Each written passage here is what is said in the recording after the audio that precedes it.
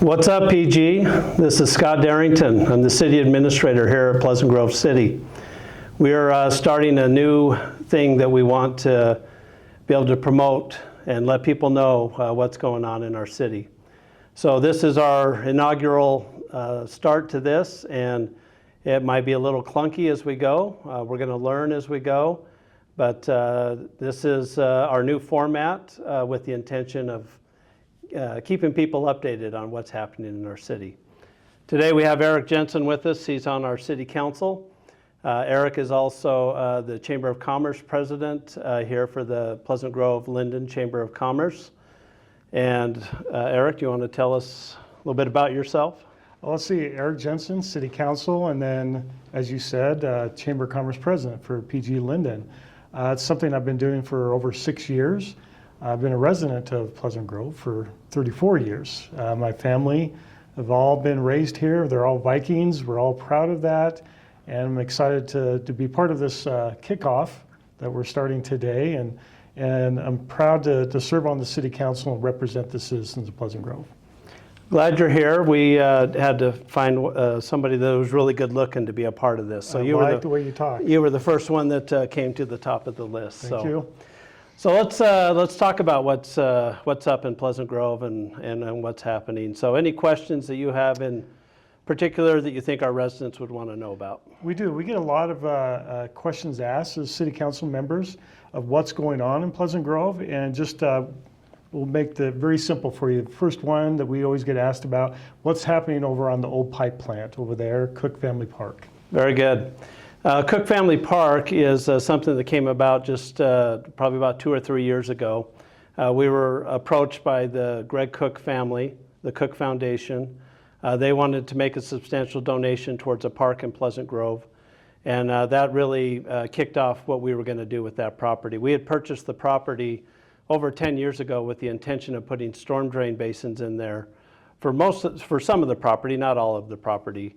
And then a decision was made as what were we going to do with the remaining part of that property. So with the donation from the Cook family of over $5 million, started the process of what do we really want to do. So we put together a master plan of the park and have started constructing it. So the city itself is putting money into the park on top of the donation from the Cook family. And the intention of the park was to have something that could appeal to a lot of people. So not just your typical maybe playground or maybe your typical pickleball courts or a basketball court, but we wanted a diversity of uses so that we could bring out people for many different reasons. So through that planning, we do have a playground. It's going to be one of the largest playgrounds you'll ever see. And we're going to have a splash pad that is going to be one of the larger splash pads that anybody will ever see. Now there's something in the middle of that splash pad. What's in the middle of that splash pad? The middle of the splash pad is going to have a Viking ship, custom made specifically for this splash pad. The splash pad and the playground are what the Cook family wanted in the park and what they are paying for with their donation. So they've been involved as we've decided what the theme was going to be and what it was going to look like. So when I say that these are going to be large features, this was at the request of the Cook family. They wanted something that was going to really stand out and really draw people and bring people to our community. Now just southwest of the playground, there's some large lights going up, and it's kind of a dual purpose, but can you kind of tell us what's going on to the south of the playground? What's being built over there? So right now it just looks like a big hole over there. But the purpose of that was the original purpose of us buying the ground, which was to have storm drain basins there. So the purpose of storm drain basins is when we get a large storm in our community, that water has to go somewhere. And so we gather it in specific places over our city. And when it gets into a basin, then it eventually gets released into our system. Then it usually ends up out at Utah Lake. But we have to do that in a timely manner. It just can't handle all the water at once. So we've built these basins, which are rather large. But because of what we're doing, we can have a dual purpose with that land. And right now the dual purpose is to have playing fields. So probably mainly soccer fields, but we could do lacrosse, we could do flag football. There's other programming and things we can do. We made a decision to put lights on it so that we could do things into the evening and get better use of the property.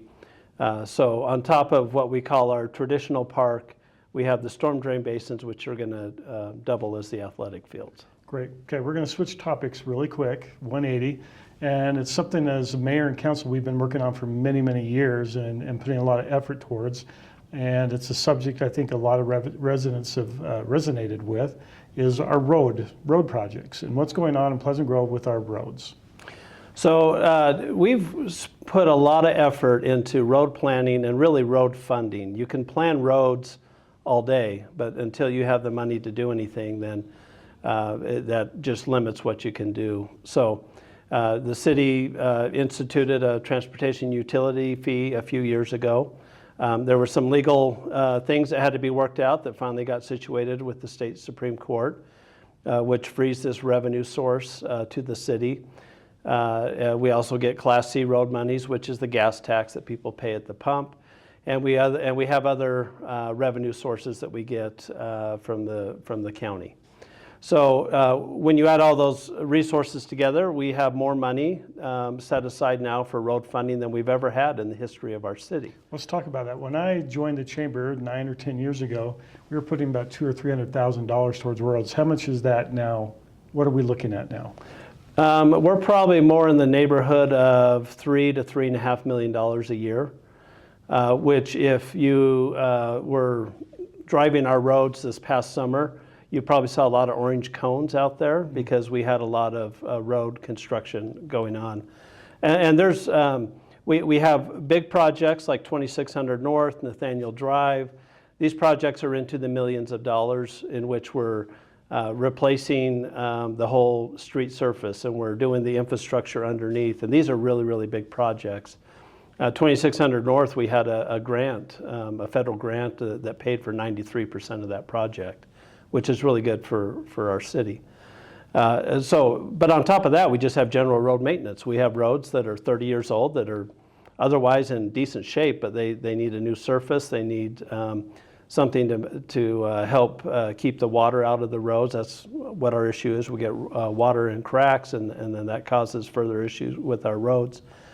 And so we were able to do a lot of surface treatments on a lot of the roads in Pleasant Grove. And next year, we're going to be at it again. So, you know, we were fielding calls, complaints about all the road construction going on for the first time in a long time. Which is a good thing. Yeah. It's good to see citizens calling excited at one point, right? And Yeah. then also, how am I going to get out of my neighborhood? Yeah. Which we're working on, right? And we're doing road projects. So we're going to switch topics once again. Okay. Some other good stuff that's happening in Pleasant Grove on the business side or entertainment side is Health Center Theater. Talk to us briefly about how that came about and how close are they? Yeah, so again, we have a project that has happened in our community, which is not necessarily a city project. Health Center Theater is currently in Orem. They've been looking for a place to relocate and to build a new theater. And Pleasant Grove was the place that they chose to go. So they've been working with doTERRA. I'm going to bring up the Cook family name again. They have been generous donors to help this project along. And so now we have a state-of-the-art theater, which is actually going to be 2 theaters in Pleasant Grove. If you drive along Pleasant Grove Boulevard, you can see the construction going on. It's on the doTERRA campus. And they are getting pretty close to opening. I think they're going to have a soft opening here in December. And they've already, they have a full schedule for 2025. I think they're showing 8 or 9 plays. I don't remember exactly. And those season tickets are on sale. So if you are inclined to go to the theater, go grab your season tickets and join in what is going to be a really, really cool thing here in Pleasant Grove. Now we have participation. The city is putting some funds towards the construction of it.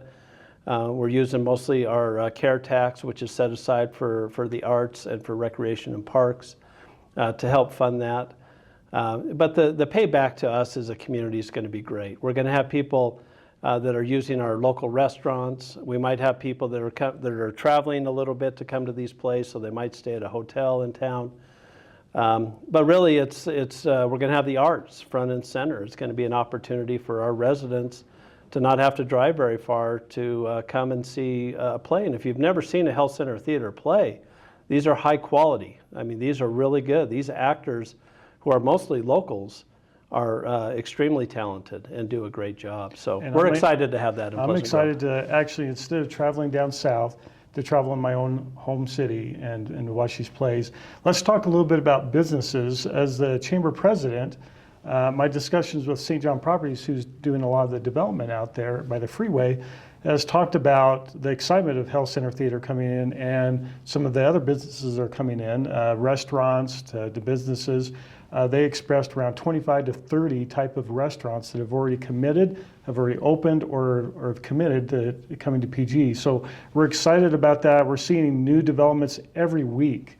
New people calling the chamber, wanting to join the chamber, wanting to participate in our community, learn about Pleasant Grove, what's going on, and how they can help with that. And so we're excited as a chamber of what's happening on the business front.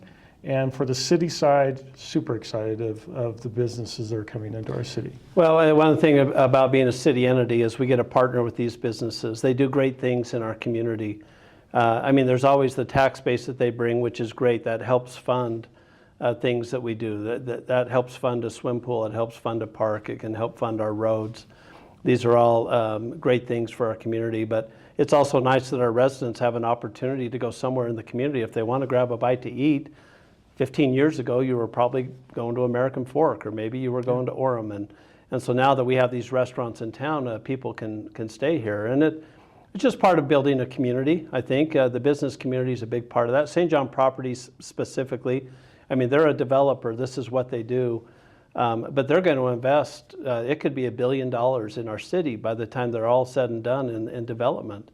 And that's great that they have confidence in our community, in Pleasant Grove City, that they are willing to do that and to put that money at risk, because ideally they're going to be able to get their investment returned to them, and then we as a community are going to have places to work and places to shop and to eat.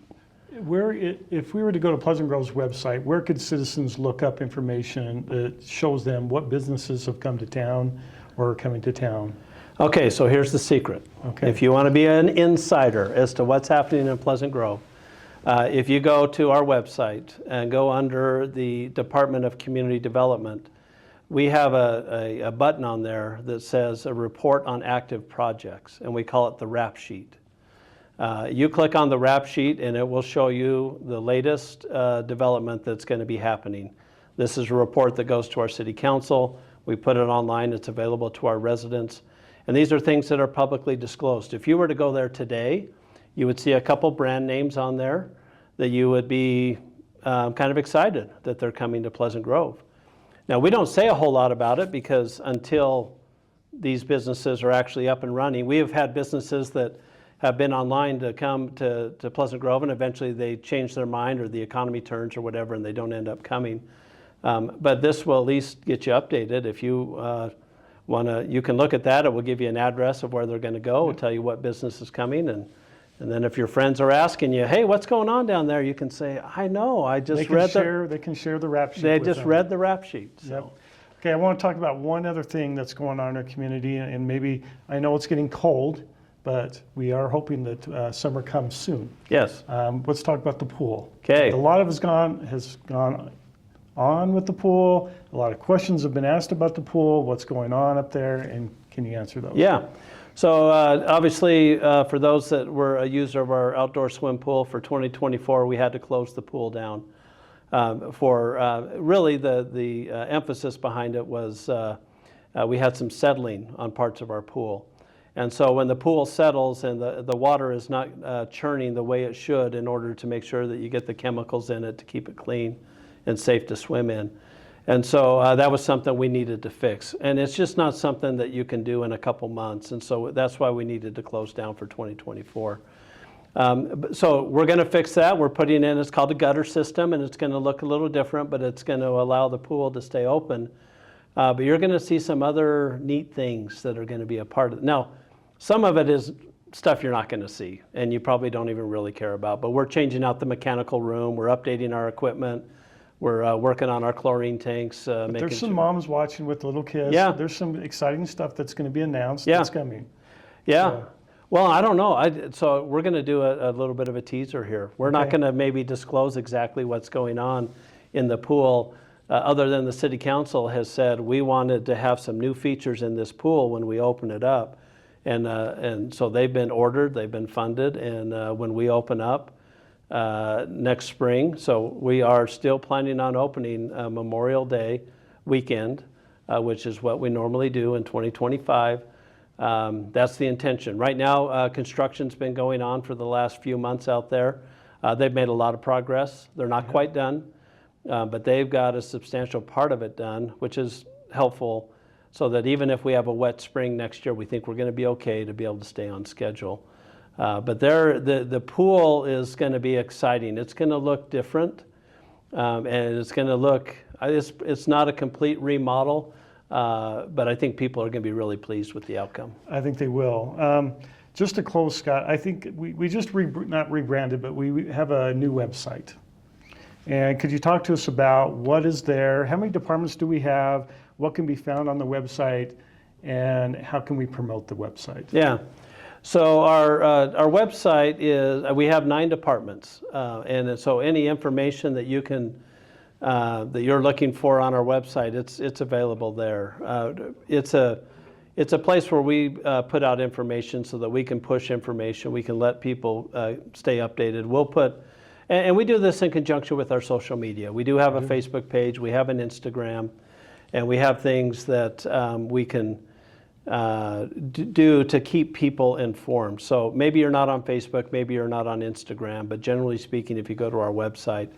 What is that website? Because I know we've just had to change it because of state Yeah. law. What is that? So it's www.pgcityutah.gov. Because it's a little different from the old. Used to be a .org. Used to be pgcity.org. Now it's a pgcityutah.gov. Which is great, but not only has the name changed, but also we have updated our website. So if you've been on our website a year ago and you were to go on there today, you'll see a different website, and it looks a lot better.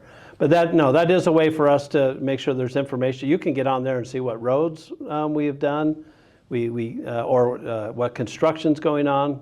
I mean, there's information on there that's really helpful for people to see. And they can sign up for updates. Yes. Right? The newsletter, and then I think, what is our emergency one that people can sign up for? Yeah, it's called Everbridge, and it's if there's an emergency going on, then it's a way for us to send you a text or a phone call as the city to let you know what's going on. So there is a button you can push on there to get signed up for that feature. Right.